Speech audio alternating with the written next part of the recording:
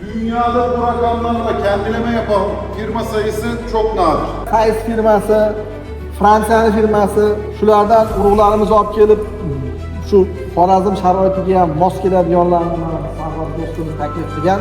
Sohasi 50 ming so'm bir kiyim. Bu narsani iqtisodiy taraflama ko'rib chiqish kerak. Buxgalterlaringiz bor, narsangiz bor. Shog'lardan ham foydali. Bu yo'rinjadagi bir dori bilan bir suv bilan bo'la olmaydi. Bir o'rab. Yeydigan ovqatingiz birovning qo'lida ekan, siz qaramsiz. Yeydigan O'zbekiston mustaqillik bo'lganda 92-yil rahmatli prezidentimiz ekspertizlar mahalliy bo'lganlar yo'q narsa. Aslında iste'moldan mana safariyatlar to'xtab bo'lishi mumkin. Agar bozorda sotilgan mahsulotlar hammasi gibrid urug'larda olingan urug'lar.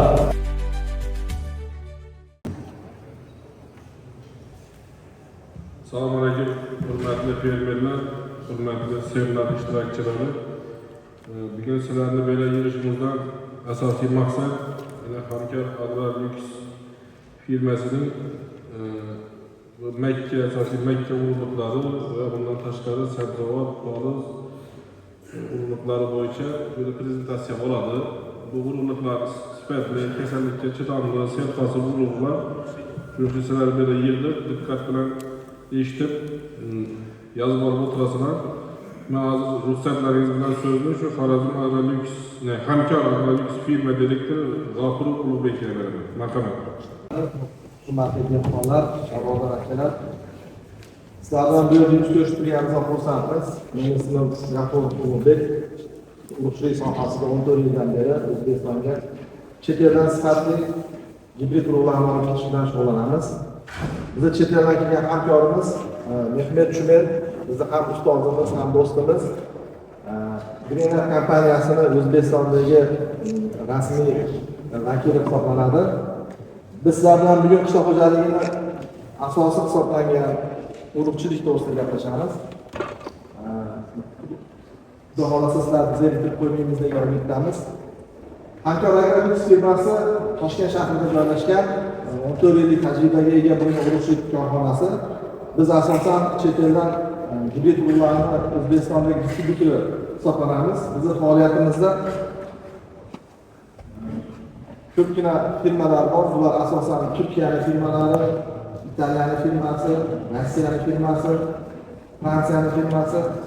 Ya'ni O'zbekistonda ekilishi mumkin bo'lgan, yuqori hosilxonlikka ega bo'lgan urug'larni tajriba asosida, sinov asosida bu yerga olib kelib, mahalliy bizni sharoitlarimizga moslashtirgan holatda sotish bilan shug'ullanamiz.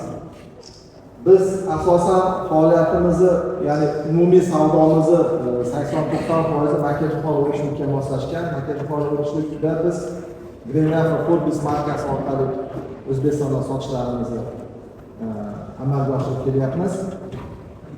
Bunda bizga tajribali hamkorlarimiz Turkiyadagi shu Greener kompaniyasini jamoasi, bizlarning rahbarlarimiz har tomonlama ham texnik dasturlar ham bizdagi bu yerdagi sharoitlarimizga mos kelgan urug'larni ta'minlash bilan shug'ullanib keladi.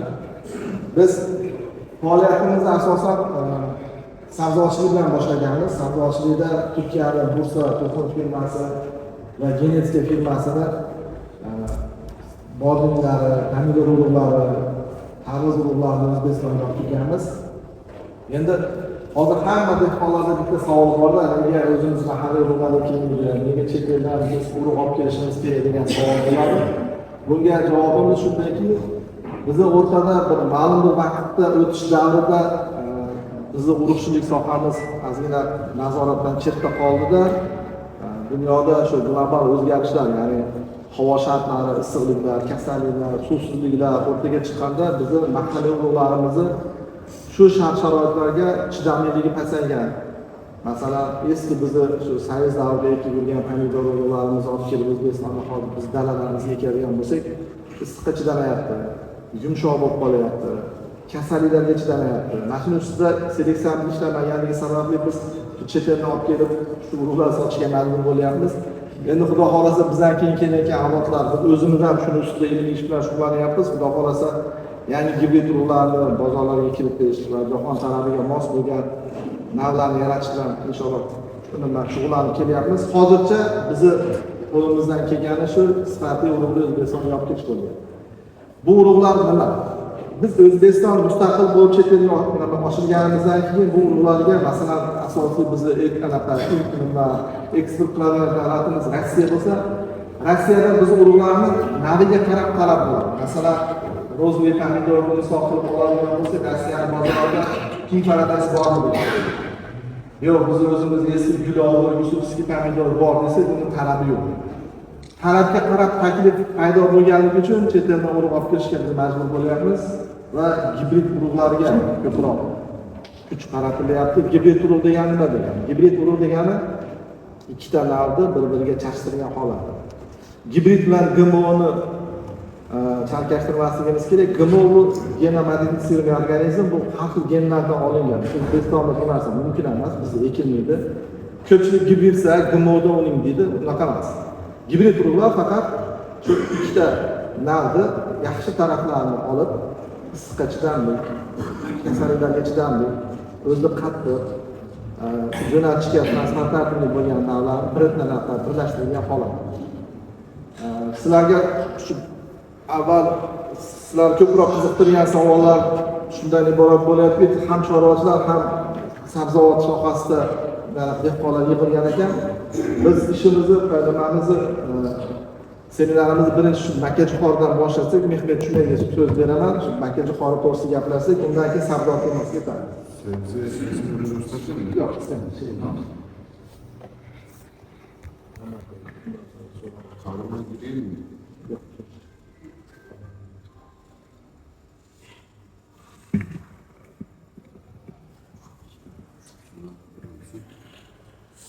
Hoş geldiniz değerli Özbekistan çiftçileri. Yine böyle dolu salonlarda bizi merakla ve dinleyecek gözleri görmek beni heyecanlandırıyor. Çünkü Özbekistan'da biz bu tarz seminerleri yapıp güzel sonuçlar aldıkça daha da mutluluğumuz artıyor. Hepiniz hoş geldiniz.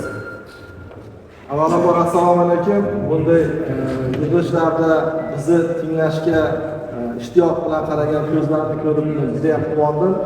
O'zbekistonda biz bunday yig'ilishlarni juda ham ko'p o'tkazganmiz. O'zbekistonda qishloq xo'jaligiga bo'lgan qiziqish juda ham yuqoriligi har doim meni hayajonlantiradi.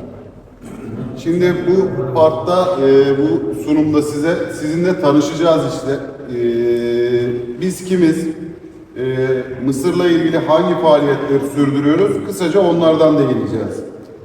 Biz avvalambor sizlar hozir tanishamiz. Biz kimmiz va Makkajo'xori sohasida dunyoda qanday o'rnimiz bor va nima ishlar qilayotganimiz to'g'risida sizlar bilan gaplashamiz. Özbekistan'da Green Life firması olarak faaliyet gösteren Polen Tohumculuk, Türkiye'de merkez firma olarak Polen markasıyla faaliyet gösterir. Ama dünyada Polen, Green Life ve Forbis diye 3 markayla faaliyet gösteriyor. Turkiyada biz Polen markasi bilan ish yuritamiz. O'zbekistonda Green Life markasi va Forbis markasi bilan sotishlarimizni yo'lga qo'yganmiz. Lekin dunyo markamiz 3 ta marka. Polen, Green Life va Forbis markalari. Ürün gruplarına da baktığımızda Dane mısır, sılajlık mısır başta olmakla beraber sorgun sudan otu, reygras, yonca, pamuk ve tatlı mısırda faaliyet gösteriyor. Firmamiz faoliyat turlaridagi nimalar ekin turlari, masalan, Makkajo'xori, donlik, sivrislik, chigit, bug'doy, beda, keyin Italiya chim o'ti va sorghum o'tlarini ishlab chiqaramiz.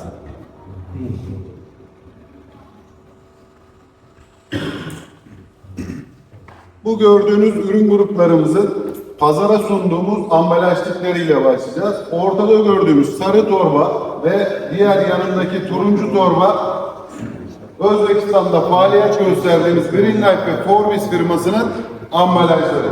Bununla beraber son 3 yıldır da özellikle bitki besleme alanında da Vivavus firmasıyla faaliyet gösteriyoruz. Bizi grup firmalarimiz markalari Polen markasi, Green Life markasi, Forbis markasi va oxirgi 3 yilda biz shu bankidan oziqa berishda, bankdan beriladigan simlar oziqalarda maksimum Vivavus markasi orqali dunyoda faoliyat ko'rsatamiz. Bugün polen tohumculuk Mısır'da neden var, neden iyi? Öncelikle Türkiye'nin en fazla ihracat yapan, bugün 36 olduk, bugün itibariyle 34'lük 36 ülke oldu. 36 ülkeye mısır tohumu ihraç eden ve geniş bir ıslah portföyü olan, bugün FAO 200'den 850'ye kadar çeşitlerle ıslah çalışması yapan bir mısır firmasıdır. Polen firması dunyoda 36 ta davlatga o'zini gibrid makkajo'xori urug'larini eksport qilish bilan shug'ullanadi va makkajo'xorida FAO degan narsa bor, ya'ni quyoshdan olingan issiqlik energiya koeffitsiyenti FAO 250 va 800 oralig'idagi FAO makkajo'xori navlarini yaratib 36 davlatga eksport qilamiz.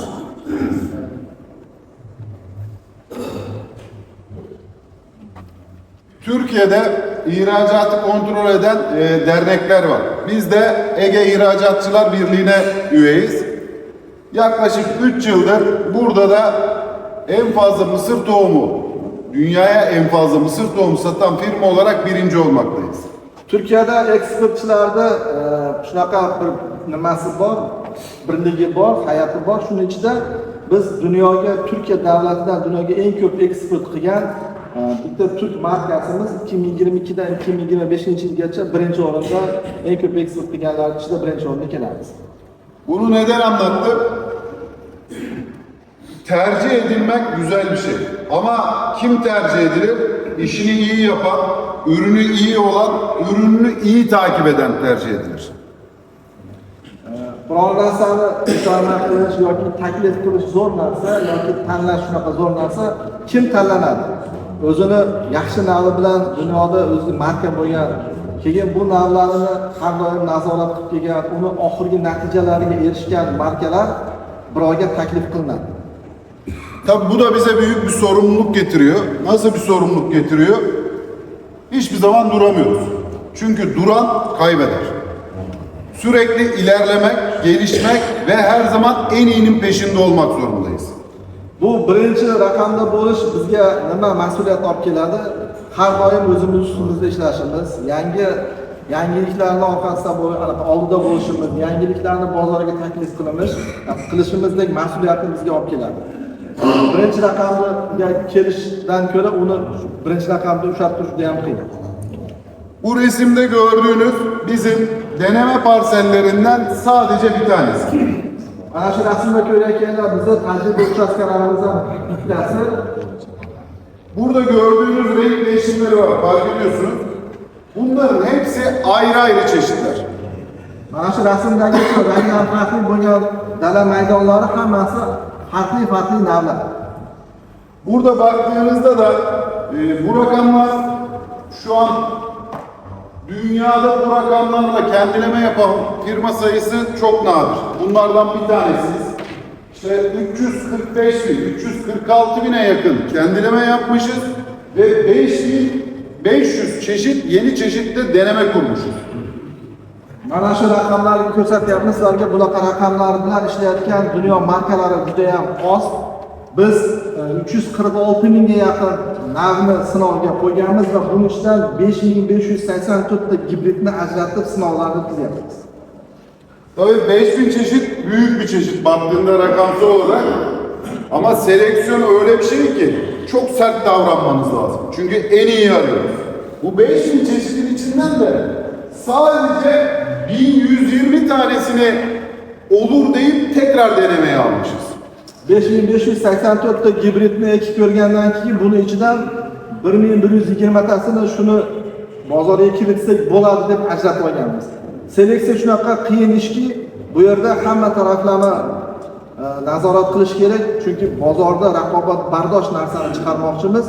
Hamma nimalarga, shartlarga javob berish kerak. Ya'ni havo stresslariga, uni ertaga hosildorligiga, uni hayvon yegandan keyin hazmiga hamma kriteriyalarni nimaga olinadi, hisobga olinadi va yuqorida ko'rsatgan 346 mingta sinov uchastkasidan oxiri kelib 1120 ta nav qolyapti. Bu 1000 çeşitten de bazen bir, bazen iki, bazen de hiç çeşit çıkmadan ertesi yıla geçebiliyoruz. Va bu 1120 ta navni sinovga qo'yganimizdan keyin balki bitta yoki ikkita, balki de umuman bizni ko'nglimiz to'ldiradigan yoki bozorda raqobat bo'ladigan nav chiqmasligi mumkin. Chiqmasa keyingi yana shu tajriba davom etadi. Çünkü ince eleyip sık dokumak zorundayız. İyi çeşitler sert ıslahlı olur, sert seleksiyonlu olur. Chunki shunaqa raqobatbardosh bo'lgan chidamli navlar juda ham qiyin seleksiyani oqibatida kelib chiqadi. Bunda biz juda ham sinchkovlik bilan navni nazorat qilishga majburmiz. Tabii bunu anlatmak burada bir 30 saniye oluyor ama bu iş çok zaman ve çok para isteyen bir iş. İşin özüne baktığınızda. Çünkü bu işle ilgilenen ayrı bir personelimiz, ayrı bir ekibimiz var. Ama asıl sorun ne? Çünkü bir çeşidi bile en kısasından sade gözlemde denemek 1,5-2 yıl. Çeşidi bulmak 15-20 yıl. Bizim için paradan daha önemli ne var? Zaman. Zamandan tasarruf etmek için de seraları kullanıyoruz. Va hozir sizlarga 30 sekundni 1 minut ichida tushuntirayotgan shu seleksiya aslida juda ham qimmat tushadigan va odamni umrini oladigan, zamonda talab qiladigan proses. Biz va bu yerda zamonni oldiga o'tish uchun biz ko'proq anaqalardan teplisalardan foydalanishga majburmiz. Çünkü kışın da burada ıslaha devam ettirebiliyoruz. Bu gördüğünüz resimde tek bitki seleksiyonları var. Tozlaması yapılmış, kapatılmış, koçan oradan çeşit almaya çalışıyorlar. Boshida men sizlarga aytdim-ku, bizni seleksiyamiz, bizni nima urug'chiligimiz orqali olib ketgan deb, hozir mana tushuntiryapti. Shu gapdan ham biz ma'nosini bilsak bo'ladi-da. Makka jo'xorida bitta gibrid urug' paydo qilish uchun eng kamida 13 yil, 15 yil vaqt ketadi. Bu oson ish emas. Va bu 13-15 yil ichida siz bitta urug'ni paydo qilganingizdan keyin, bitta urug'ni yaratganingizdan keyin bozorga chiqarsangiz, boshqa firmalar jim turgani yo'qmi? Undan ko'ra kuchliroq firma chiqib, undan ko'ra sifatliroq narsani bozorga taklif qilsa, sizni seleksiyasi qoldi. 1 so'mga qimmat bo'ladi. Mana masalan, shunday qo'pol qilib tushuntirganda Surxondaryo nima, Xorazm sharoitida donda 10 tonna hosil beradigan navni chiqardik. Lekin Turkiyadan firma keldi, uni urug'i 15 tonna beryapti. Bizga bir olam. Qolib ketdi shunday. Bular ham vaqt, ham transport juda katta moliyalashtirish kerak va bu firmani har yillik rivojlanish strategiyasi bu yillar, ya'ni 40-50 yilni talab qiladigan, bozorga kirish uchun 40-50 yilni sarflaydigan proses. Şimdi burada hemen bir şeyin altını çizeceğim. Türkiye burası. Neden Türkiye? Bu zamanı kısıtmanın başka yöntemleri de var. Yani Meksika gibi ülkelere gidip bitkiye 2 jenerasyon atlatabilirsiniz. Biz neden gitmiyoruz? Çünkü biz non-GMO çalışıyoruz. GMO'dan hariç. Türkiye GMO konusunda en sık ülkelerden bir tanesi. O yüzden de GDO bulaşıklarının önüne geçmek için Türkiye'de devam ettiriyoruz ıslahı. Bazı firmalar bunu mesela Meksika'ya taşıyabilir. Meksika'da çünkü bir tarafta mısır ekilirken bir tarafta hasat yapılabiliyor. Ama GDO riski var. Biz o riski bertaraf etmek için mecburen seraları kullanıyoruz. Bu 13-15 yilni qisqartirish uchun 13-15 yil deyapmiz, Makka jo'xorini 1 yilda 1 marta eka olamizda. Shuning uchun 13-15 yil vaqt ketadi. Buni qisqartirish uchun boshqa o'lkalarga, masalan Meksikaga borib, Meksikada shunaqa davlatki, u yerda 1 yilda 2 marta Makka jo'xori ekish mumkin. Va bu davrni qisqartirish uchun biz seleksiyamizni boshqa tropik o'lkalarga, Amerika qit'asiga yoki Afrika qit'asiga borib ham seleksiyamizni ekib sinovlarni davom ettiramiz. Buradaki asıl mevzu GDO'dan kaçmak. Meksikada borib Makka jo'xorini seleksiyasini qiladigan bo'lsak, u yerda GMO degan narsa bor, shu GMO'dan qochish uchun bu yerga bormaymiz.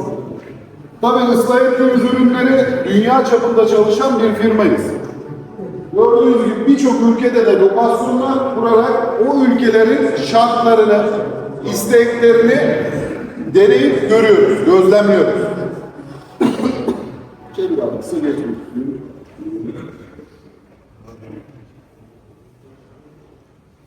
Bu da tohumluk üretimimiz.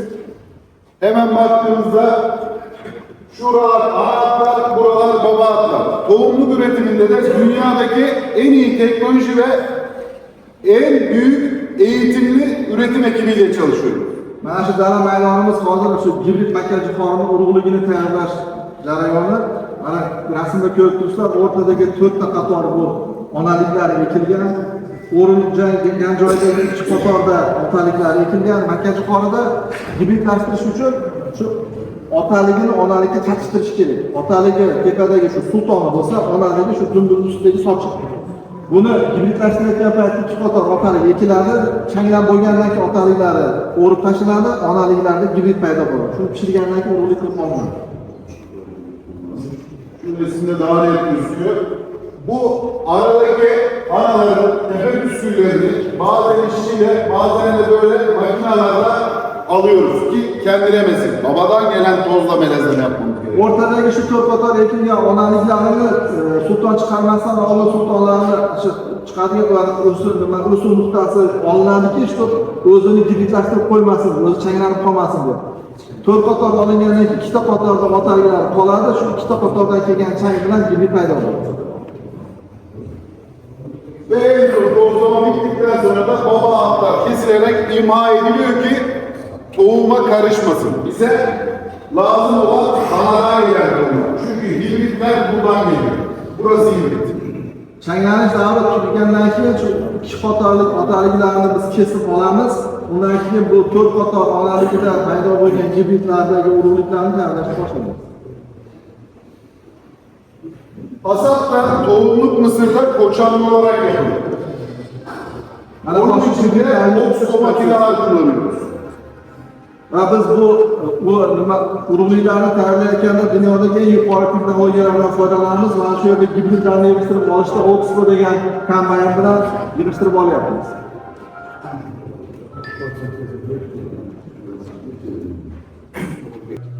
Şimdi hemen şuraya geldiğimde bu Amerika'da Florida Üniversitesi'nin yaptığı bir çalışma. Buraya Türkiye'den de biz katıldık. Polen tohumculuk olarak katıldık. Burada dünyadaki birçok mısır firmaları ki bunların içinde dünyada çok bilinen büyük firmalar da var. Biz de çeşitlerimizle buraya girdik. Gurur duyduğumuz olay ne? Hemen oraya geleyim. Oradaki ismiyle Goliath çeşidi, buradaki ismiyle Hunter çeşidi. Buradaki denemede 58 rakip çeşit içerisinde hem verim hem de kalite olarak ön plana çıktı. Şimdi kalite ne? Bu Amerika sadece sılajda mısır verimine bakmıyor. Aynı zamanda hektara süt verimi olarak da çevirerek bakıyor. Yani bunun sindirilebilirliği, enerji değerlerine bakarak da kalite verim şampiyonu olmak bu ülkede çok büyük başarıydı. Buradan başlayarak ben şey yapacağım. Özbek kısmında Ulubek abi size örneklerle anlatacaktır. Hech qaysi viloyat yemagan nimani zarbani yeyapmiz-da hozir. Rahmat katta, shunchalik vaqtlar keldilar. Sizlar bilan gaplashmoqchi bo'lgan mavzu o'zi aslida ilmga taalluqli bo'lgan mavzu edi. Bizni qiynab kelayotgan viloyatlardan bittasi Xorazm. Qoraqalpog'iston hech bormaymiz, lekin hamma viloyatlarda borib seminarlar o'tkazamiz. Birinchi bo'lganida sizlar bunchalik qiziqarli tuyulmayapti. O'zi aslida bu juda ham kuchli ilmga taalluqlangan narsa edi. Makkajo'xor to'g'risida gap boshlaganimiz sababi dunyoda insoniyatni to'ydirishi mumkin bo'lgan 3 ta ekin bor. Bittasi bug'doy, ikkinchisi tushqoli, uchinchisi makkajo'xor. Makkajo'xorni inson yemaydi, lekin makkajo'xorni yegan hayvon go'shtini inson iste'mol qiladi. Bu 8 milliardli aholini to'ydirish uchun eng katta protein zapasi bo'lgan ozuqa turlari 3 ta o'zi asl. Bug'doy, sholi, makkajo'xor. Makkajo'xori dunyoda ekiladigan maydoni 196 million gektar joyda makkajo'xor ekiladi. Va O'zbekiston ham mana oxirgi yillarda ilojsiz makkajo'xorga o'tganmiz, chunki hayvonlarimiz to'ydiradigan, hayvonni, tovuqni, baliqni, qo'yni to'ydiradigan ozuqa eng katta energiya beradigan narsa makkajo'xor. Makkajo'xor silosini biz 2018-yildan beri O'zbekistonda xuddi shunaqa seminarlar bir yilda 30 ta 40 ta seminar o'tkazamiz. Shu kungacha hisoblab 190 tadan oshiq seminar o'tkazamiz. O'quv seminarlari. Borgan joyimizda dehqonlar qo'liga kitob olib, makkajo'xor qanday ekilishi, qanday ishlov berilishi, qanaqa natija olishi, hamma narsani o'rganib, birinchi kirganligimizda vodiyga donda 8 tonna 8 tonna olishadi 1 gektardan. Hozirgi kunda vodiyda 17 tonna olasan desak, menga bu makka bo'lmaydi. Chunki ularning ilmi shunga yetib keldi. Shu darajaga yetib keldi. Iloji yo'q, biz bozor iqtisodiyotida yashayapmiz. Hamma chorvador ham, dehqon ham, hamma fermer daromad olish kerak. Daromad olish uchun bitta yagona yo'li bor, ilm olish kerak. Iloji yo'q, suv tanqisligi bor, havo isiyapti, yangi navni ish kerak, daromad kuchaytirish kerak, buning uchun ilm bo'lish kerak inson. Agar eski holatimizda ketmon bilan yuraversak, ilmimizni oshirmasak, daromadimiz pasayaveradi. O'zi asli bizni davlatimiz rahbariga mana dekabr oyida o'zim Turkiyaga bordim. O'zim nima respublikadagi fermerlarni, viloyatlardan sara-sara fermerlarni davlatdan aloqasi Turkiyaga borishdi, Ispaniyaga bordi, Gollandiyaga bordi, Xitoyga bordi. Maqsad nima edi? Dehqonning ilmini oshirish edi. Biz shu to'g'risida keldik, bergan seminarga sizlarga ko'rsatmoqchi bo'ldik. Shu seminarni Turkiyada borib berdik. Turkiyada Xorazmdan bordi, nimalar ishtirokchilar, Surxondaryodan, Oltita viloyatidan borishdi, xuddi shunaqa seminarlar o'tkazib berdik. Maqsad dehqon jahon tajribasi, dunyo tajribasini o'rgansinki, biz o'zbek fermerlari deganlar kasbni oldiga tashlab qolgan darajada bo'lish kerak. Bizni orqaga tortib kelayotganimiz ilmsizligimiz bo'lyapti. Mayli, bu birinchi seminarimiz xudo xolasa sizlarga yaxshi tafsilot qoldiramiz degan umiddamiz. Keyingi seminarlarga o'zingizlar talab qilasiz.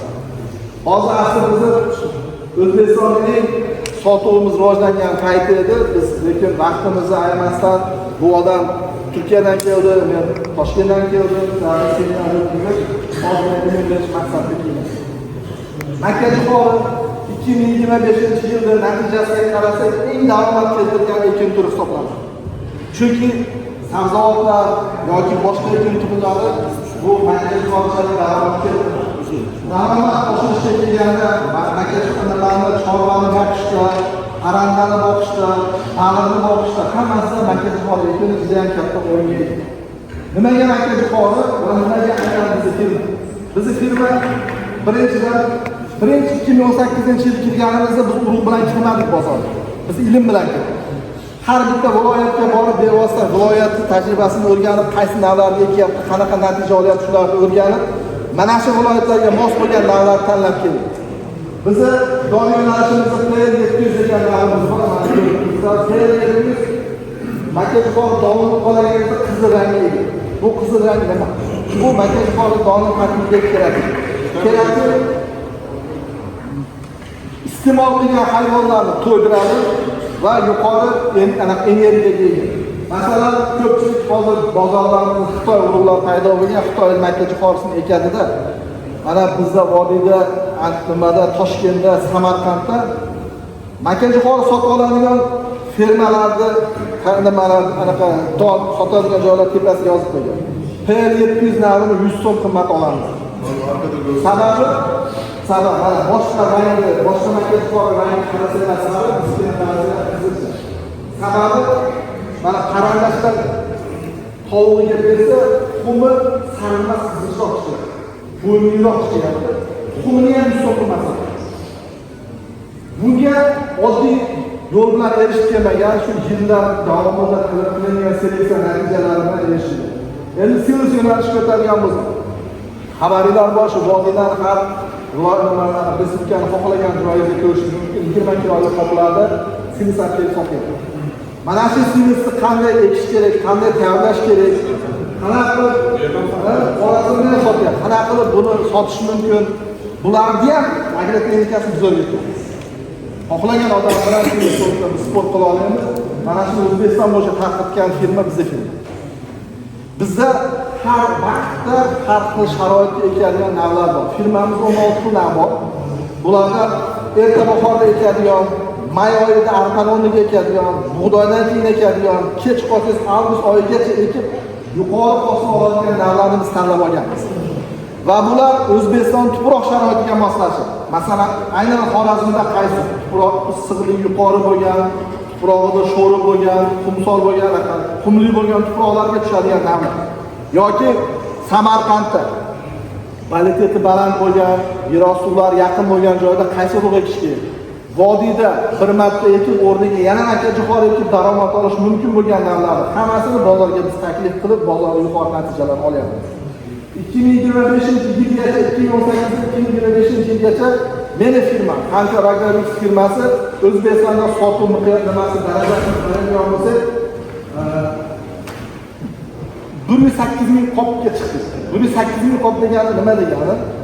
Taxminan 50 ming gektar joy.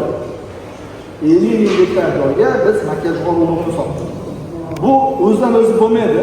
Hozir mana bilasizlar, ommaviy axborotlar rivojlangan davr, hamma narsa internet bor.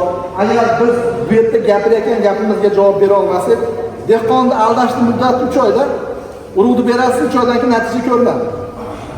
2018 dan 2025-yilgacha qanday keldingiz? Shu gapirgan gapimizga javob berib keldingiz. To'g'ri, hamma narsa mulkqa bog'liq emas. Yuqori hosil olishda aka uxlamay o'tiring, aka iltimos. Yuqori hosil olish 3 ta sharti bor. Birinchisi havo shartlari. Issiq bo'ladi, sovuq bo'ladi, suvsiz sharoit bo'ladi, garmsel bo'lishi mumkin. Bu shartlarga bu tabiatda bo'ladigan shart, biz aralasha olmaymiz. Ikkinchi sharti to'g'ri agrotexnika. Ya'ni sizlarni bilinglar. Biz sizlarga qanaqa zo'r makkajo'xorini bersak ham vaqtida suvni bermasangiz, filtratsiyasini qilmasangiz, dorisini, ozuqasini bermasangiz, yovvoyi o'tlarga qarshi ishlamasangiz, zararkunandalarga girbisini sepmamasini, pestitsidlarni sepmaydigan bo'lsangiz, makkajo'xori hosil bermaydi. Demak, 3 ta shart, 2 ta shart, bitta shart tabiat sharti, ikkinchisi dehqonni ilmi, uchinchisi bizga bog'liq. Agar sizlar havo zo'r keldi, dehqon yaxshi mehnat qildi, lekin urug'ni potensiali bo'lmasa, natija bo'lmaydi. Biz o'zimizga qo'yilgan shartni bajaramiz har doim. Sizlarga to'g'ri kelganlarda tuproq sharoitlarga, ekish davriga, ekish mavsumiga mos bo'lgan narsani sizlarga beramiz. Lekin biz bilan bog'lanib, shuni to'g'ri agrotexnikasini qilsanglar, yaxshi natija bo'ladi. Biz makkajo'xori bo'yicha yoki sabzavot bo'yicha savollar bo'lsa, savollarga javob beraylik, agar ilmimiz yetsa. Savol javob bo'lsa qiziqarli bo'ladi. Savol bering. Salom alaykum.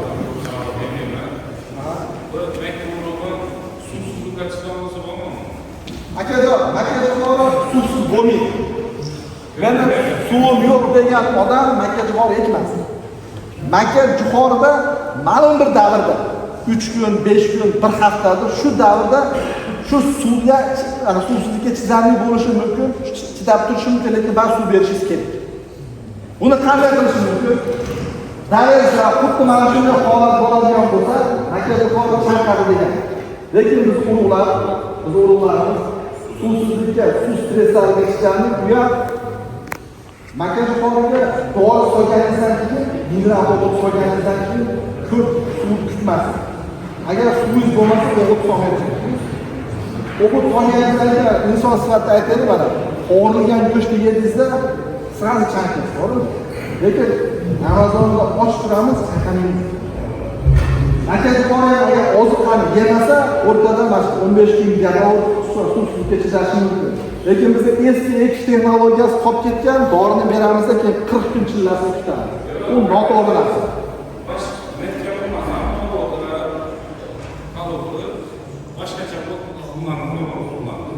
Shunday hol. Makkajo'xoridan tashqari o'simlik boshqa ekin turlari mavjud aka, masalan, savollarni to'ldirib endi savolni to'lib berolmaydi-da, to'g'risi.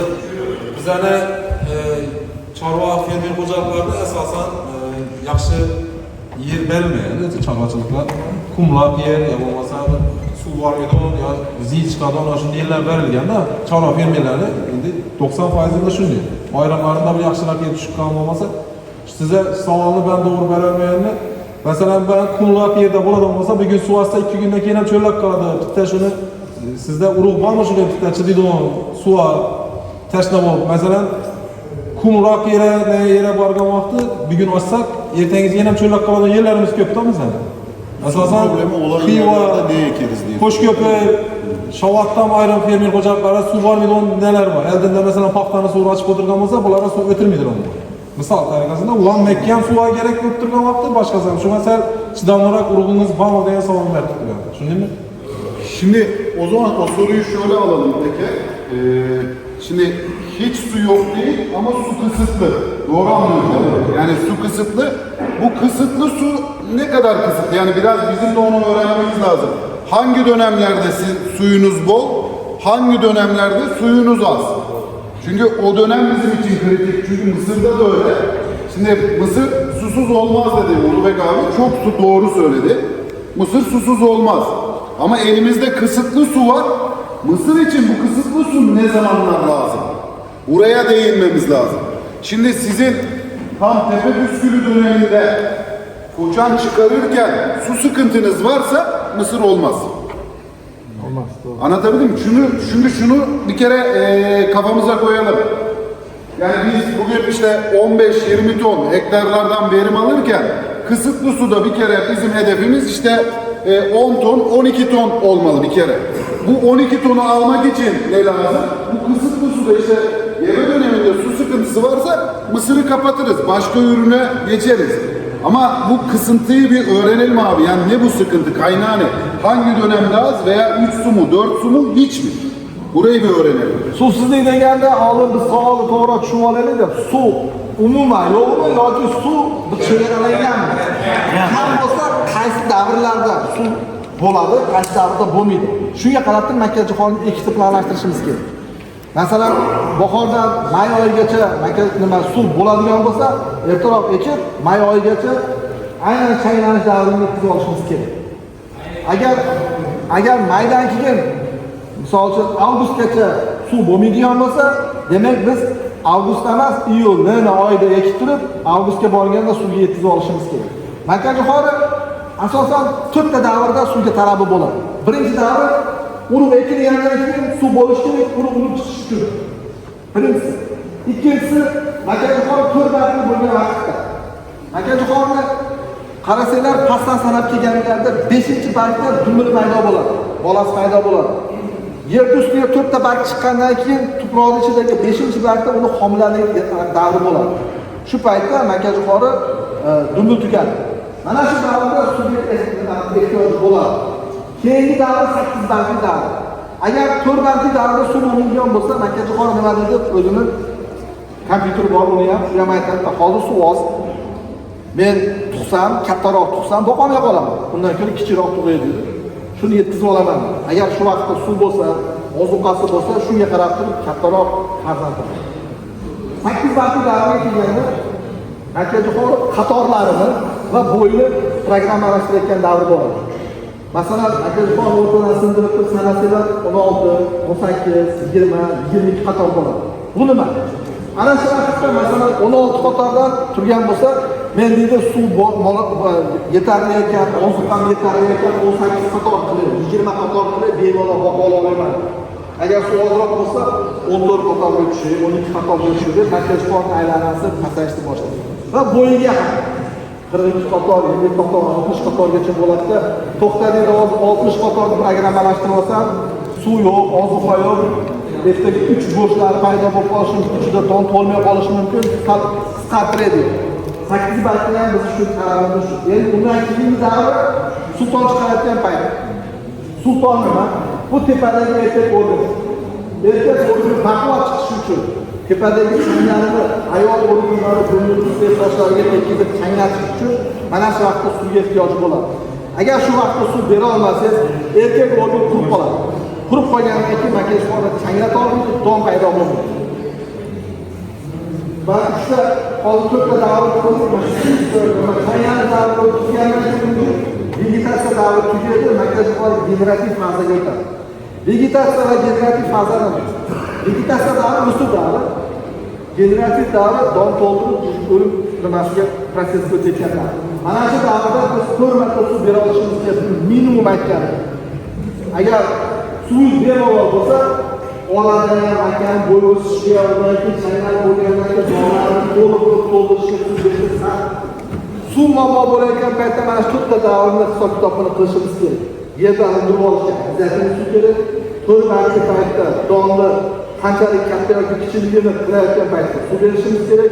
Shuni davrlar kunlari bor. Makkajo'xori unga olib chiqdi, taxminan 35-40 kunda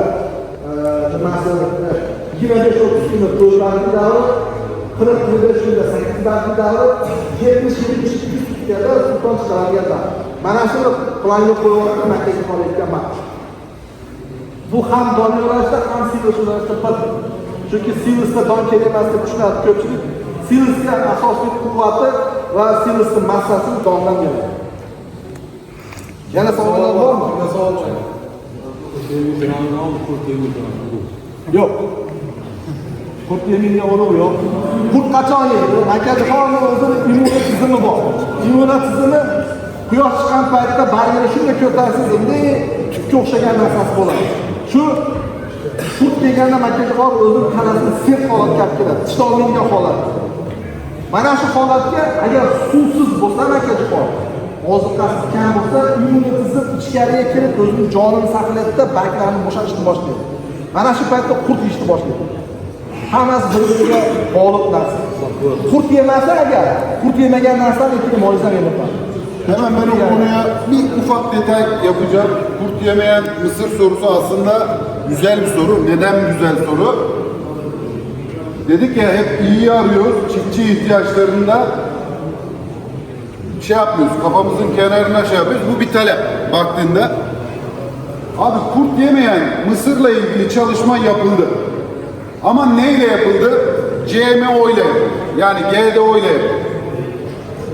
Ve şu an GDO ile kurt yemeyen mısır yapılan Eshitib, sizlar uchun gap turibdi bu yoqlar. Eshitib, ikki ora gapni qo'yib turinglar, savollaringiz bo'lsa berasizlar.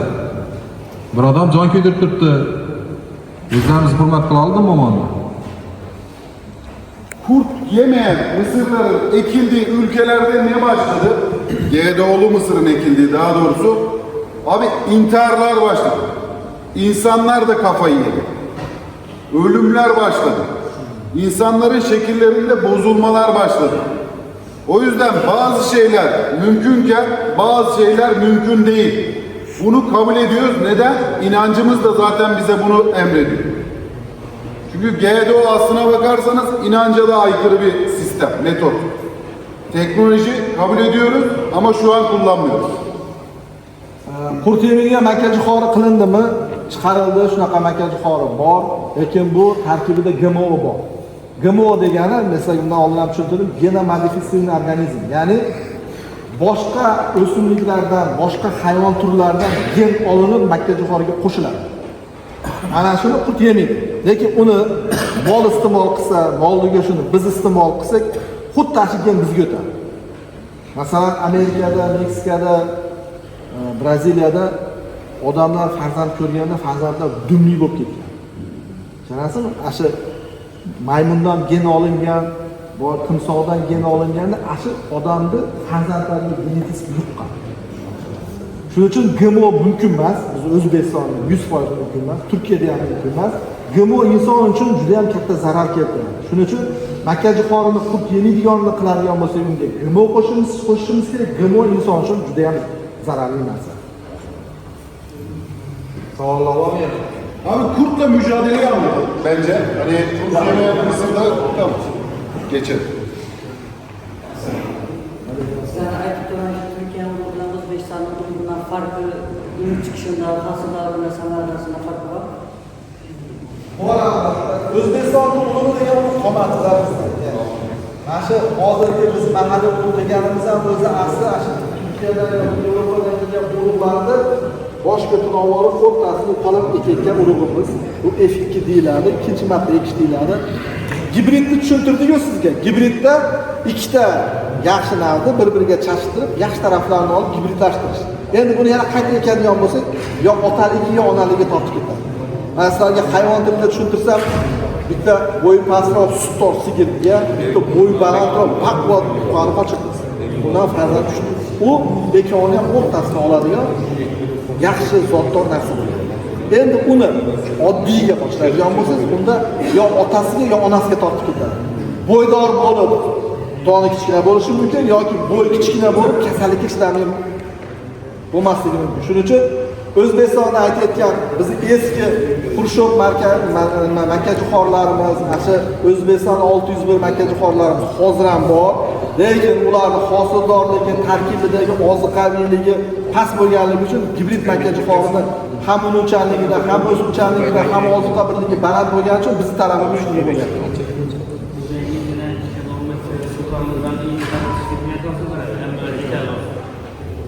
Bizda Xorazmda natijalar to'g'ri so'rayapti.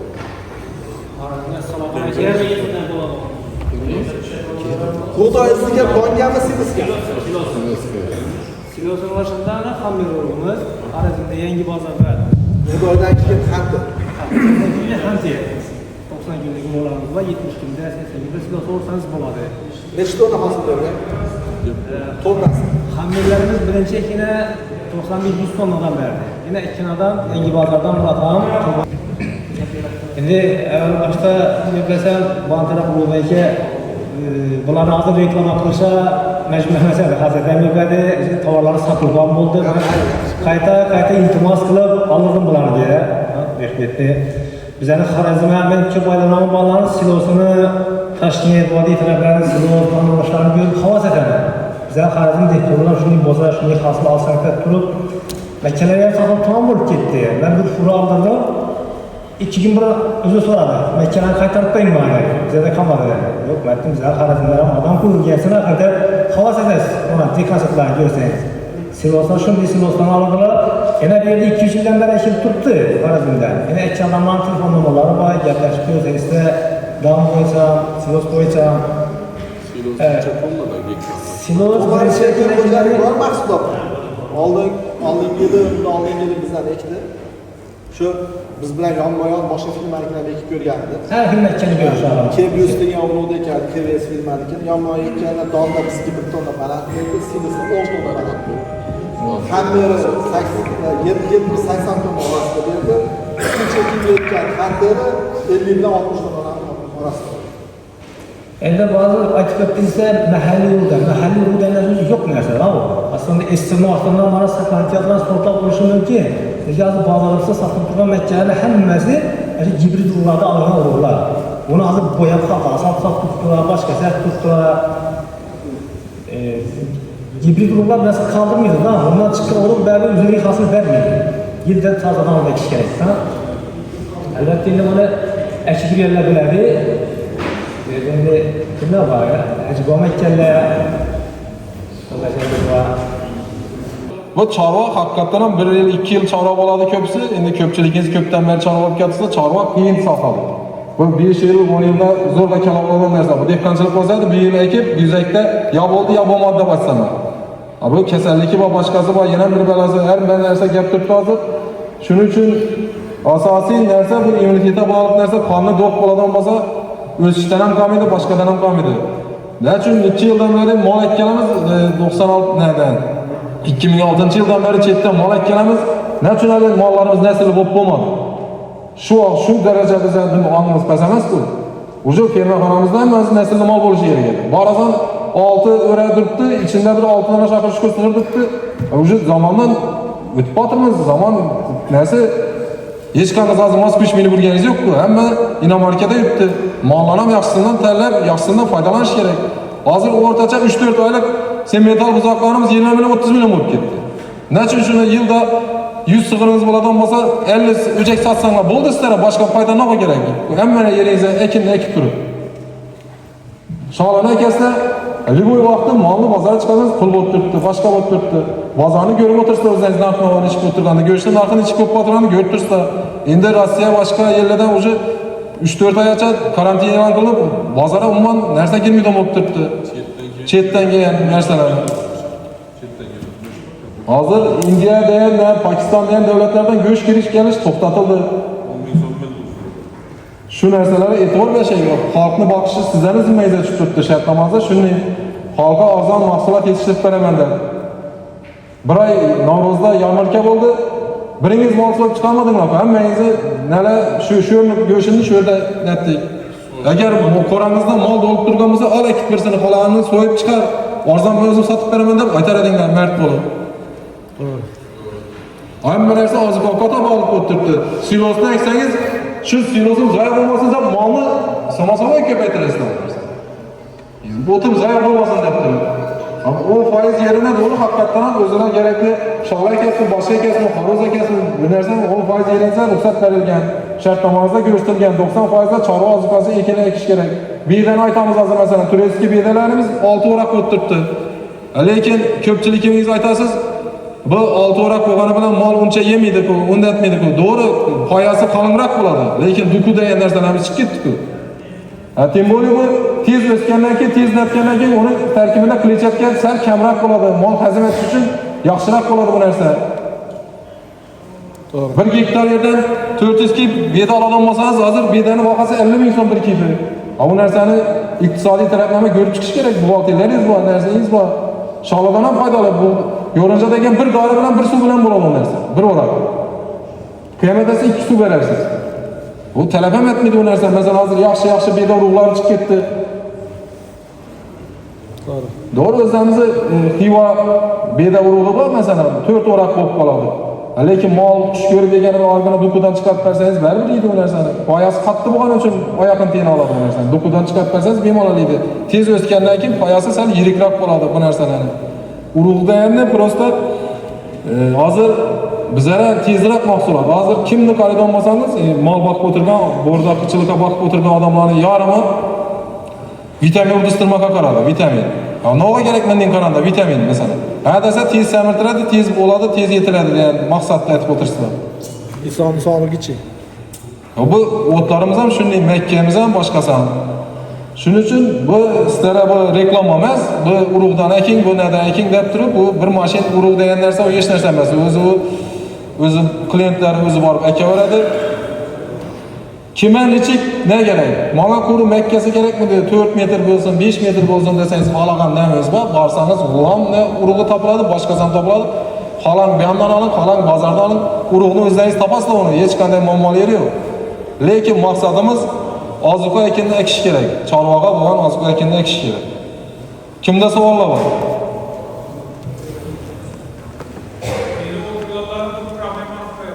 Ayting.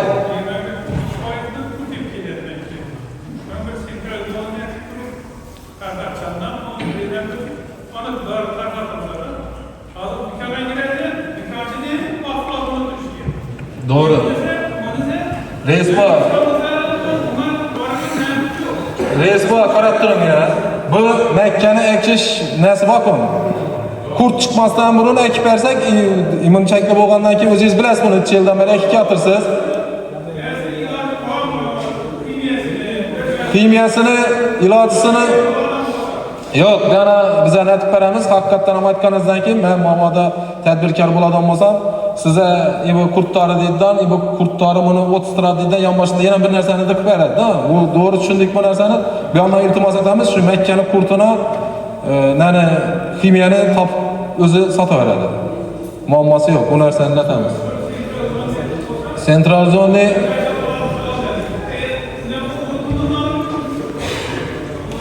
agar yo'q desangiz, karantin slujbaga bizlar shu narsani natamiz, viloyat karantinni o'zini kimyo nasinda shu yerda qo'ydistiramizdan Makkani qurtuna qarshi dorini shu yerdan olsanglar, bir dona shu dorini o'zlarimiz tashkillashtirib beramiz bu narsani.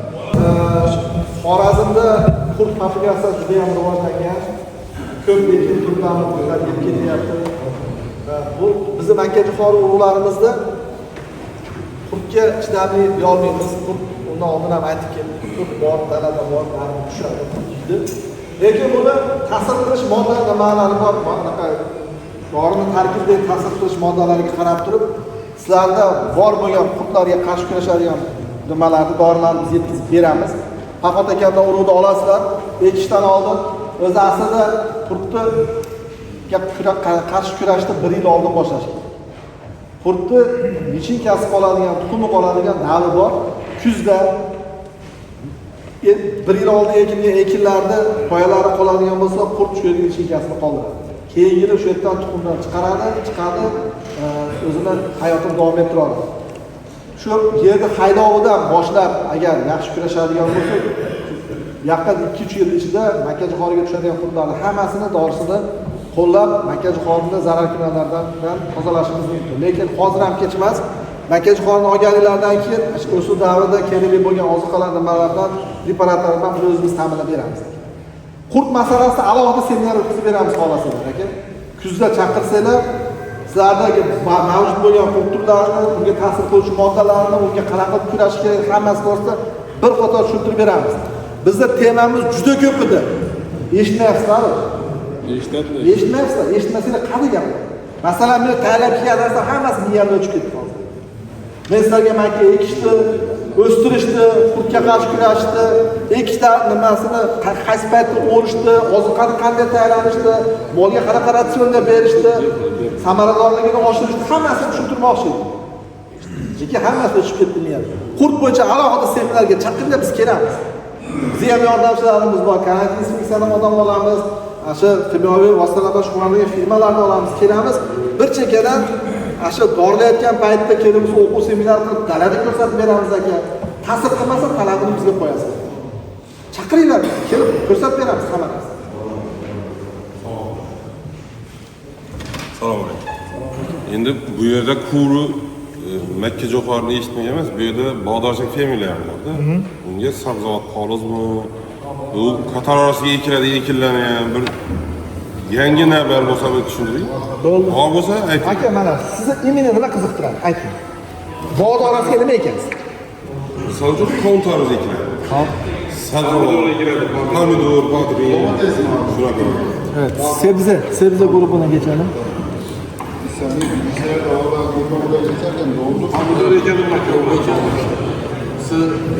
Firması Bursa Tohum ve Genetika firması urug'larni O'zbekistonga sotadi. Eshitamiz o'rtoqlar, Bundan eshitamiz. tashqari Italiyaning Saiz firması, Fransiyaning firması, shulardan urug'larimizni olib kelib, shu Xorazm sharoitiga ham mos keladiganlarni mana Farhod do'stimiz taklif qilgan. Pomidor urug'da sizlarning talabinglar, masalan, qizil, yumaloq, sersu, iste'moli yaxshi bo'lgan, transportabel bo'lgan navlarimiz mavjud. Bizni Bursa firmamizni BT19, BT236, Genetika firmani Kupon, Farma degan navlarimiz bor. Bemalol Farhod urug'ini olishingiz mumkin. Urug'ini olganingizdan keyin biz bilan yoki Farhod bilan bog'lasanglar, biz bunga alohida video tayyorlaganmiz. Ko'chat qanday tayyorlanishi, dalaga qaysi vaqtda ko'chirilishi, qanaqa ozuqalarga talab bo'lishi, zararkunandalarga qanday kurash to'g'risida alohida biz programmamiz bor. Siz bilan bog'lanib, xohlagan ekin turingizni, xohlaganda agronomiya safaravatinasini qilib bera olamiz. Pomidor ekasizmi, bodring ekasizmi, tarvuz ekasizmi, imini Xorazmga mos keladigan urug'larimiz bor. Misol uchun har bir Makkani shunaqa tushuntiryapti. Bizda bu yerda yo'q, bog'dorchilik fermerlar bu qator orasiga Makka ikkari bilan bo'lmaydi bu. Mana aka. Firmasi bilan 2012-yildan beri aloqa qilamiz. Mana shu Bursa degan firma bilasizlar, sabzavot ekinlari, poliz ekinlari makkajo'xoridan ham to'la qiyin. Makkajo'xorini ekib, bir narsa bo'lib, spesial o'rib molga bera olasiz. Lekin pomidor, tarvuz ertaga hosil bermasa, hosili iste'mol bob bo'lmasa, sotish qiyin. Va sabzavot ekinlar juda ham katta rasxodni talab qiladi. Uni mehnati ham og'ir, ketadigan sarfi ham og'ir, ko'p. Biz bu yo'lda mana BT19 degan navimiz bor, Turkiyaning seleksiyasi, Turkiyaga borib, bu Bursa firma qanday firma? Bursa firma Turkiyaning Bursa shahrida qurilgan, 1986-yildan beri sabzavot yo'nalishida faoliyat yuritadi. Bularga biz O'zbekistonda mavjud bo'lgan pomidor, tarvuz, bodring urug'larini olib borib, mashlarda issiqqa chidamli, suvsizlikka chidamli, kasallarga chidamli, buni tashish uchun chidamli bo'lgan navlarni yaratib berganda yillar davomida seleksiya qilib nima qilganmiz. Safarda qayerdandir reklama qilgan narsani olib eksangiz, ertaga kun qolishingiz mumkin. Lekin sinovga ekin, ozroq ekin, katta maydon ekin. Biz O'zbekistonda zo'rmiz deyolmaymiz. Bizdan zo'rlar juda ko'p. Siz bitta narsani foydalanib kelyapsizmi? Reklamada chiqqan narsani ozroq ekib qo'ying. Haqiqatan yaxshi bo'lsa, katta maydon ekib olasiz. Ulug'bekka yana bir savol shuda, masalan sizni urug'ingizni xaltasida bir yerda emblema bormi, bir shundan farqlab borib turib siznikidan sotib berish mumkin-ku, boshqa yerdan farqadan olmay, boshqa yerdan oladigan bo'lsa bir narsa bormi? Bildiz. Ben 2025-yil sentyabr oyida prezidentimiz tashabbusi bilan urug'chilikni rivojlantirish va uni himoyalash to'g'risida qaror chiqdi. O'zbekistonda sertifikatlashtirish bo'limi bor, shu bo'lim chet eldan kirib kelayotgan urug'larni karantin nazoratidan o'tgandan keyin ulardan analiz olib turib bizga ekin boblik xulosasi berildi. QR kod bilan stiker qo'yilgan. QR kodni shunday kirsangiz, QR kodda ekinni nomi, unuvchanligi, o'suvchanligi, tavsifnomasi yozilgan. Shu bilan ola olasizlar. Bizga kirayotgan urug'larimizga davlat o'zi garantli. Chunki ular kirgan paytda analizini olyapti, sinab ko'ryapti, keyin ekibobli xulosasini beradi. Endi hozir homiylar bo'yicha bo'ta F1ni aytib turibdilar, bu bo'tada yana Bacillus bir narsa natilgan, bu sho'r yeri moslashgan. Masalan, o'tgan yil ham Qo'shko'pirda ham Hindistonda nima aytgandilar-ku, Bacillus tentra endi bir narsalar ham bakteriya yeb turgan va sho'ra chidamlilikni oshirib beradi ekan, yerda bo'ladi. Shuning uchun bu urug'dan shu narsa bor ekan. Bo'ta F1da hozir homiylarnikida ko'rdik. Bizning yerimiz ko'pincha sho'r. Shunga qarab e'tibor berib aytasizlar, endi alanga boshqa bizada endi Volgogradda ham pomidor ko'pincha yangi bozor hududi Volgogradda ekadi. Bozordan 1000 so'm olsa, u yerda 30 dan 2000 so'mdan ketadi. Buni o'zlari biladi, bog' qator arasida bu qaruz asosiy masala yangi yurish shu. Oziq-ovqat muammosi deyilgan kashgan siyosati shuning uchun shu daraja bo'lib turibdi. Bizlarga girib keladigan taraflarda turli xil balo bo'lib turibdi. Zamonda tinch bo'lgani uchun kartishga, qo'ng'aruz, novo iste'molga yaroqli narsa oladigan bo'lsa 1 metr yerdan ochiq qo'yib bir yil ekishimiz kerak. 1 metr yerdan davlat chetini ko'chada ekadi, mevali ekdasa ham qolagan hech kim ekmadi, qarab oqparib ekdinglar, boshqa ekdinglar, meva eksanglar ham o'zlaringiz dim bo'lmadi, ishchilaringiz terib ekadi. Mana katta yoshli akalarimiz ham biladi. Prezidentimiz bizga yaratib bergan sharoitlarni agar sal o'tirib o'zimizni tushunib bilsak, zo'r sharoit. Chet ellarda yuramiz biz, mana Turkiyaga borib har yil 3-4 marta o'quv seminarlarda qatnashamiz, uyimizni ochlaydi deb. Germaniyalarga, Vesterkalarga boramiz. U yerlardagi hayot bilan bizning hayotimiz ancha farqli. Birinchidan, bizning suvimiz haqiqatan tekin. Turkiyada dalani boshida suv kelgan, sho'tchik qo'yib qo'ygan. Kartezni tiqasiz, suv chiqadi. Bizda suv keraksizdan oshib isrof bo'ladi. Bizni dalani ko'rsa, chet eldan yig'iladi. U yerda bir qarish dalani ham hisob kitob. Endi Yevropada ham shu. Biz zo'r davrda yashayapmiz. Faqat bilmayman, sal dangasalik qilyapmiz. Ozgina dangasalik. Hozir mana sizlarga gapimiz yoqmayapti. 99% odamlar yoqmayapti, vaqtimizni olyapsizlar bizlar. Mana shu sizlarga gapirayotgan gaplarni baribir kelajakda qilamiz. Hosil yaxshi natija olishimiz kerak. Chorvamizni rivojlantirishimiz kerak. Yerimizni asrashimiz kerak. Suvimizni asrashimiz kerak. Chunki bu narsalar hammasi bizga omonat o'zi aslida. Ertaga farzandlarimizga qoldirishimiz kerak. Inson ko'payaveradi, yer kattaymaydi. Biz yerni o'ldirib boryapmiz. Hozirgi masalan Xorazmda aholisi misol uchun 2 million bo'lsa, 5 yildan 3 million bo'ladi. To'ydirish kerak. Biz nima qilyapmiz? Chorvani kreditga olib kelyapmiz. Hammalarga tegishli emas, xafa bo'lmanglar. Ko'pchilik qalay qo'shma ostidagi chorvadorlar yaxshi qaramayapti-da, chorvadan yaxshi nasl ola olmaydi. Biz nimaga sils reklama qilyapmiz? Sils shunaqa narsaki, hayvonni umrini uzaytiradi. Ishonmasangiz, ikkita hayvonni bayranglar, bittasini yem bilan boqing, somon bilan boqing, quruq o't bilan boqing, bittasini silos bilan boqing. Silos bilan boqilgan hayvon vaqtida kuyutga keladi, qochadi, farzandni beradi, uzoq beradi vaqtida. Siz olib berayotgan shirotingiz, kunjaringiz yoki kepagingiz molni, jigarini, o'tkasini, hammasini tugatadi. Biz aslida ertaga so'yilib ketadigan hayvonga berishimiz kerak shu. Agar undan nasl olmoqchi bo'lsak, sut olmoqchi bo'lsak, unga ko'proq mana silislardan yoki megadan berishimiz kerak.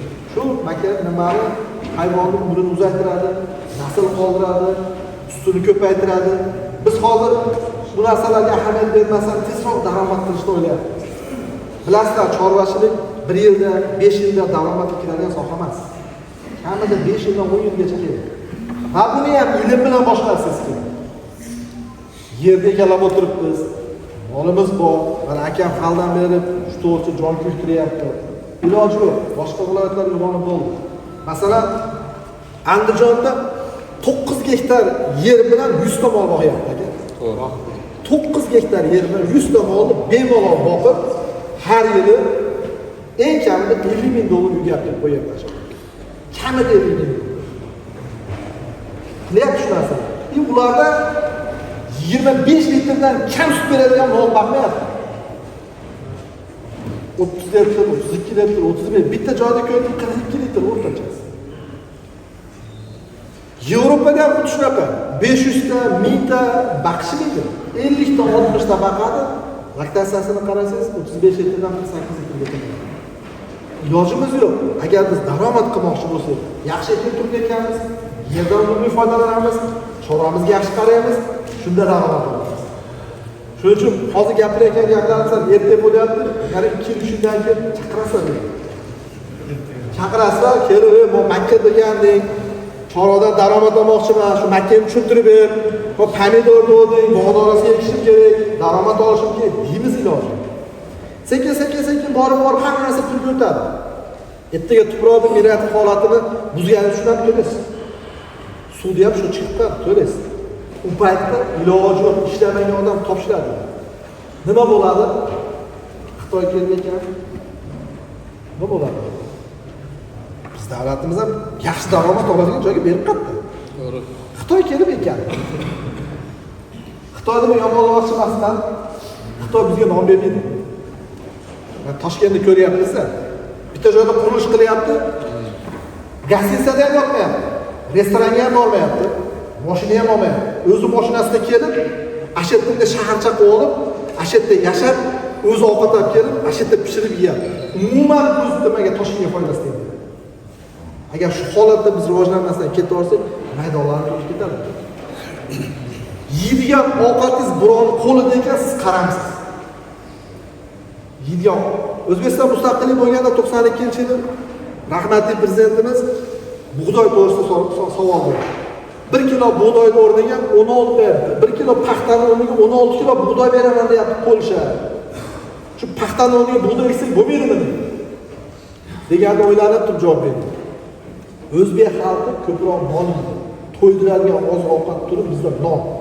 Agar bizim nonimiz yo qozoqda yo o'ris qo'lida bo'lsa, ertaga biz ularga qaramay qolamiz.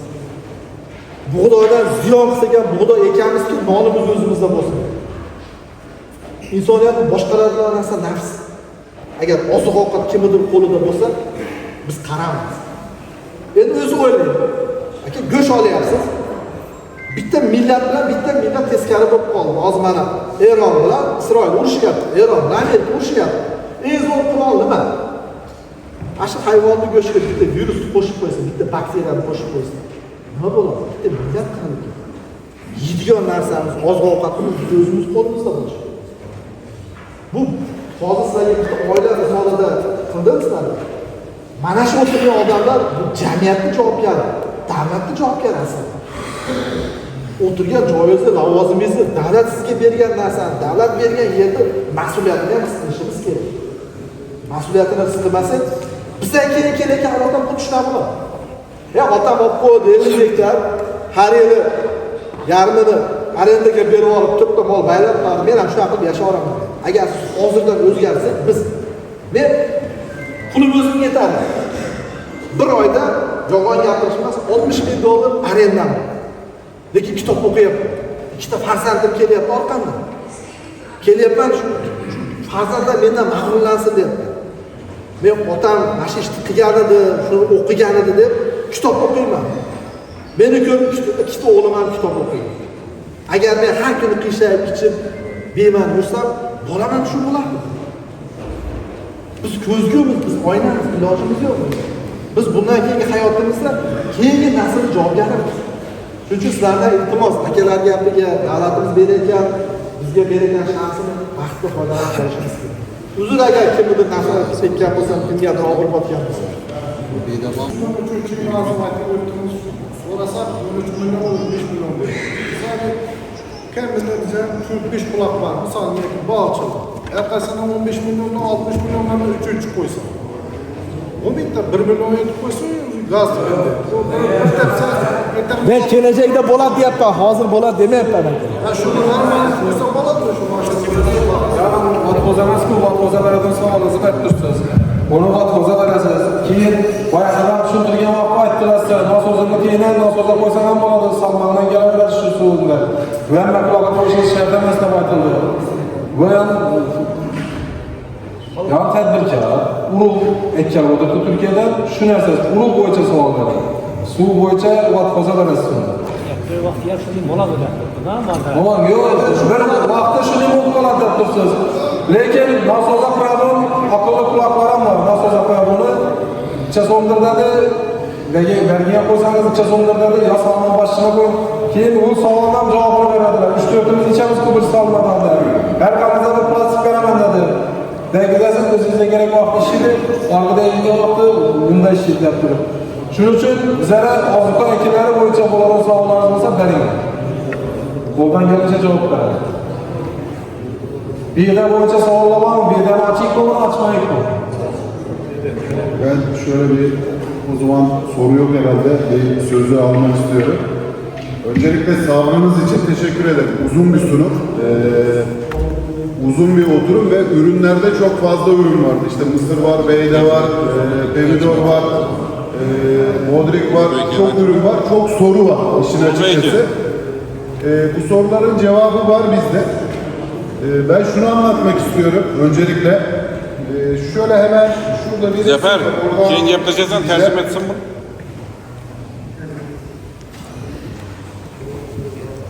Biz, Özbekistan bizim için önemli bir ülke. Neden önemli? Öncelikle burayı biz kendi vatanımız gibi görüyoruz. Ata yurdumuz olarak görüyoruz. Ondan sonra da hem dil hem de yapı olarak kendimize çok yakın hissettiğimiz, huzur bulduğumuz ülkelerden bir tanesi. Bu resmi niye açtık? Fark ettiyseniz siz bize ürünlerle ilgili zorladınız. Biz de sizin teknik olarak bu işi biraz daha anlatmaya çalıştık. Bu Özbek bir heyet. Türkiye'de mısır tarlalarında dolaştık beraber ve bizim şu an Özbekistan'a hiçbir pamuk satışımız yok. Ama bundan gocunduk mu? Gocunmadık. Neden? Biz burada pamuğu değil, pamuk tarımını anlatmaya çalıştık. Özbekistan'a nasıl bir faydamız olur diye uğraştık. Onunla beraber yaklaşık bir ay önce yine Sayın Şevket Mirzeyev'in destekleriyle sizin gibi değerli üreticileri fabrikamızda ağırlayarak tekrar orada da teknoloji ve bilgi paylaşımı yaptık. Bundan da gocunmuyoruz. Ama şöyle bir şey, konular çok fazla. Çok fazla olduğu için de böyle bir saatin içine sığdırmak mümkün değil. Sizlerle ilgili daha iyi çalışabilmemiz, kontak kurabilmemiz için de bir dostluk, bir bağ kurmamız lazım. Eğer haberciniz bize öncü olur, bize kapı açarsanız ben eminim ki ileriki yıllarda daha fazla teknik paylaşacağız, daha fazla size yardımcı olabileceğiz diye düşünüyorum. Biz Özbek millatini, Türk millatini hem dildosh, hem bitta grupasida bo'lgani uchun Türklar bizni ota vatanimiz. O'zbekistondan ketdi, O'rta Osiyodan kelgan ular uchun bu ham nima Turkiya keyin ko'chib borgan joy. Biz O'rta Osiyodan ketdik. Biz o'zbek millatini yaxshi ko'ramiz. Biz sevamiz bularni. Hozir bizga dalada ko'rsatayotgan narsa bu paxtachilik bo'yicha O'zbekistondan bitta guruhga Turkiyaga borgan. O'zim ham birga bo'lganman, dalalarni ko'rsatganmiz. Hozir sizlarga biz ko'rsatmoqchi bo'lgan mavzular juda ham ko'pda. Mana masalan qurt to'g'risida savol beryapsiz, bu bitta tema. Kamida 1 soat, 1,5 soat tushuntirish kerak. Yo bo'lmasam pomidor, bodring to'g'risida so'rayapsizlar, 1 soat, 1,5 soat gapirish kerak. Sizlar tushuna olishingiz uchun. Biz bu yerga urug' sotish uchun kelmadik. Urug'imiz haqiqat ketyapti aka. Hech qanaqa masala yo'q. Toshkentda turib 5 dollar arzon bersak, tadbirkor olib sotaveradi. Biz sizlarni ko'rishimizdan maqsadimiz qishloq xo'jaligidagi sizlarni qiynayotgan, tushunmayotgan yangi texnologiyalar, yangi urug'dagi navlar to'g'risida tushuntirgan ekanlik o'zi aslida. Lekin sizlardagi talabga qarab turib shunga yarasha muomala qilyapmiz. Biz Makka jihori to'g'risida gaplashmoqchi edik, sabzavot to'g'risida gaplashmoqchi edik. Buni qanday ekiladi, qanday natija olinadi, nimaga ahamiyat berish kerak? Shu to'g'risida bilim bergani kelgandik biz aslida. Biz buni yo'lga qo'yishimiz uchun sizlar bilan bitta bir kelishib olishimiz kerak, bir bog'lanishimiz kerak. Misol uchun chorva fermerlar Xohlaylar Toshkentga boringlar. Xohlaylar bitta gruppa qilib Turkiyaga boringlar. Xohlaylar Xorazmga bitta joyga, danaga deysizlarmi? Yo bitta chorvadorni fermasiga deysizlarmi? Chaqiringlar. Bitta tushuntirib beramiz. Makkani ekishdan tortib, qachon o'rishu, yamiga qanaqa qilib bosishu, qancha kutib molga qaysi paytda berishu, molni ishlay ratsioniga chiqib beramiz. Bu juda ham katta tema. Hozir mana akamiz bog'dorchilik bo'yicha, sabzavotlar bo'yicha bizdan so'rayapti. Bog'dorchilik va sabzavot, bog' oralariga keladigan sabzavot turlari bizda mavjud. Masalan, pomidor, piyoz ekinlari, tarvuz, qovun, shunga o'xshagan har xil navlarimiz bor. Bularni ham xohlasangiz alohida bitta tema qilib sizlarga tushuntirib berishimiz mumkin. Yomon masalan, obyektda chiqib bitta joyda faqat shu temaga qiziqqan odamlar to'plansa, yaqinroqdan savollarni olib, sizlarga shu narsani aytib berishimiz mumkin. Hozir bir narsani gapiryapmiz. Masalan, sabzavot to'g'risida gapirsak, chorvadorlar zerikib qolyapti. Chorva to'g'risida gapirsak, sabzavotchilar zerikib qolyapti. Mayli, xohlagan savollar beringlar, qo'limizdan kelgancha javob beramiz. Biz hech qachon bilim berishdan, biror narsani o'rganishdan qaytmaymiz. Bu bilimimizga omonat egasiga yetkazishimiz kerak. So'ragan savollarimiz hammasiga tayyor javob berishimiz kerak. Şimdi abi şöyle bir şey daha var. Haklılar. Çünkü çiftçi portföyü çok karışık bir portföy. Yani biz ürünleriyle ilgili çok fazla anlatım yapmadık ama illaki buraya boşa gelmedik. Siz de merak ediyorsunuz neler var diye. YouTube'da Hamkor kanalı, sosyal medyalar, Telegram kanalları var. Telegram kanallarında sürekli araziden görseller ve bilgi paylaşımı da yapıyoruz. Yani YouTube Hamkor veya YouTube'dan Greenlife kanallarına girerseniz hem sebze hem de mısırla ilgili çok fazla daha görsel göreceksiniz. Şimdi bu görselleri zaten buraya koysak sizinle diğer konuları konuşamazdık. O yüzden biraz daha işin tekniğine inmeye çalıştık. Şunu biliyoruz, sağ olsun beyefendi de bize öncü oldu. Onlara da ayrıca teşekkür ediyorum. Biz bu konuda sizlerden gelen soruların hiçbirini kulak ardı etmiyoruz. Bugün Sılaj'da dünyanın en kaliteli Sılaj çeşitlerine sahibiz. Neden? Sizlerden gelen talepler bizi oraya yöneltti. Biz o şekilde bulduk. O yüzden de çiftçi irtibatı bizim için çok önemli. O irtibatta kalmak istiyoruz. Kalmak için de tanışmamız lazım. Bunu bir tanışma olarak kabul edin.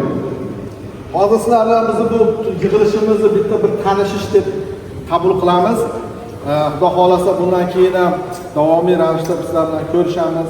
Xohlasangiz ham 15 kundan keyin yana bitta seminar o'tkazib berishimiz mumkin. Biz hozirgi mahsulotlarimiz ichidagi sifatga dehqonning talabi orqali erishganmiz. Masalan, dehqon talab qilmasa, akam aytyapti, qurt yemaydigan, suvga chidamli deyapti. Bularga bu bitta topshiriqda. Demak, Xorazmda kasallik ko'p ekan, zararkunandalar ko'p ekan, shunga chidamliroq nav yaratish kerak ekan, suv muammosi bor ekan, shunga chidamliroq nav yaratish kerak. Bular hammasini olishadi, daniylarni olib, o'zini argesiga, ya'ni seleksiyasiga beradi. Shu davrga dehqonning talabi natijasida erishib kelganmiz. Shu hozirgi bizning mahsulotlarimizga. Shuning uchun sizlarga bugungi uchrashuvimizni tanishtirib qabul qilamiz. Bundan keyin yana xudo xohlasa uchrashamiz degan umiddamiz. Alohida savollar chorvadorlarga yoki shu sabzavot bo'yicha bo'lsa, savollar bo'lsa, xohlaylar bizning YouTube kanalimiz bor, Hamkor Agrolux deb yozsanglar YouTube'da har bitta mavzuni tushuntirib o'tganmiz. Sabzavot bo'yicha ham, shu makkajo'xori bo'yicha ham, beda urug' bo'yicha ham buni ko'rishlar mumkin yoki Greenlife deb yozsanglar Turkiyada bularning sayti bor. Shundan ham bemalol ko'rsanglar bo'ladi. Hozir men bitta reklama qo'ymoqchi sizlarga. Şunu, okey. Şimdi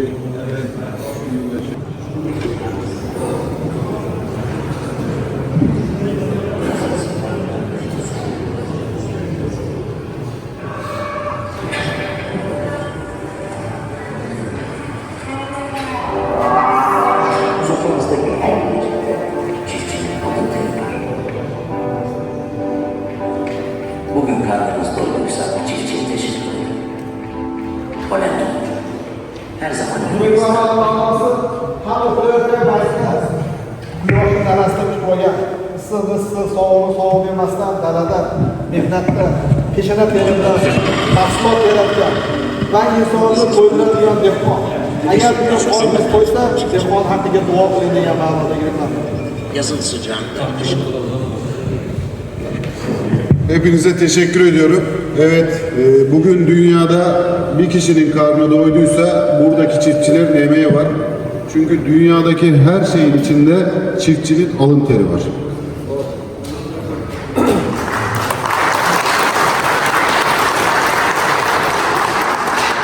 O'zbekistonda hali gapimni oxirida bitta joyga qolib ketdi-da. Biz shukr qilishimiz kerak bo'lgan juda katta narsalar bor-da. Bugun dunyoda 850 million odam och uxlayapti. Qorni och uxlayapti. 850 million odam. Taxminan 2 milliard odam loyqa suv ichyapti. Qorni och uxlayotgan o'zbek bormi? Loyqa suv ichayotgan bormi? Buni shukri juda ham katta. Judayam ko'p shukr qilishimiz kerak davlatimiz. Ular 850 million degani 20 ta O'zbekiston degani. 20 ta O'zbekistonning aholisi qorni to'ymay uxlayapti planetada. Judayam katta shukr qilishimiz kerak. Shu e'tiborga shu rahmat akalar, xohlasa bu birinchi uchrashuvimiz keyin yana uchrashuvimiz bo'ladi.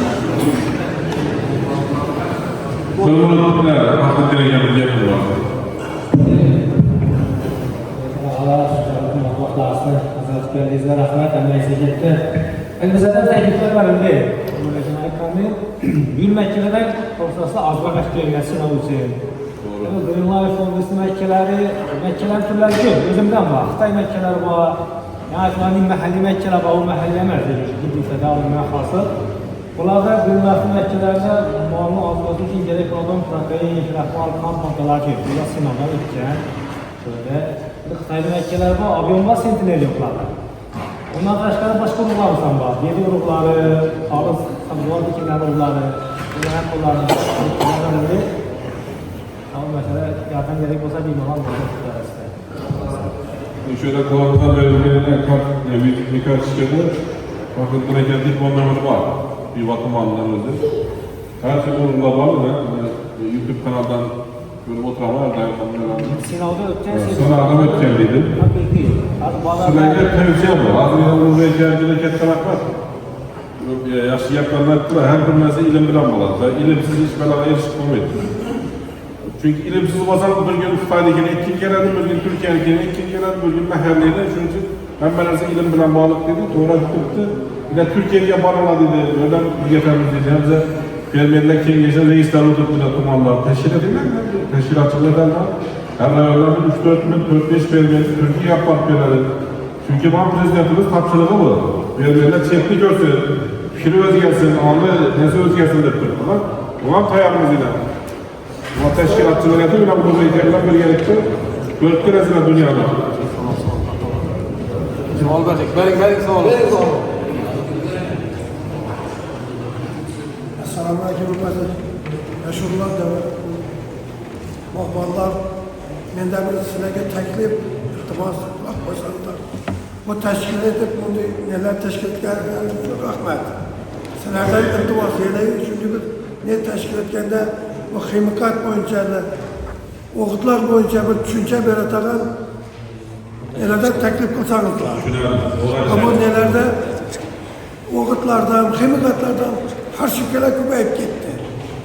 Shu zaman bir ma'lumot beradiganlar taklif qilsam Juda to'g'ri, onun için ishonchli firmalarni va ximikatlarni ishlatish kerak. Çünkü yani ikimiz aytdik-ku, magazincha borsam o'zi nima ishlasa tushunmaydi. Bu o'ldirmadi desa buni beradi, bu o'ldirmadi desa buni beradi, berib o'tiraveradi. Pulini olib o'tiraveradi. Shuning uchun ta'sir qiladigan shu ishonchli masalan firmalar bor. Shular bilan kerak olsa ular bo'yicha seminarlar o'tkazib beramiz. Bu seminarlarda bunu belki ko'proq shu tumanlarda qilsa ham bo'ladi. Boshlanishidagi tashkilotchilik dediğimiz tumanlar o'zida ko'plab fermerlarni jalb qilib o'zida o'tkazish mumkin. Menimcha foydali bo'ldi deb o'ylayman. Bugungi seminarimiz, tanishuvlar seminarimizda yerlarga katta rahmat. Sog' bo'linglar, salomat bo'ling.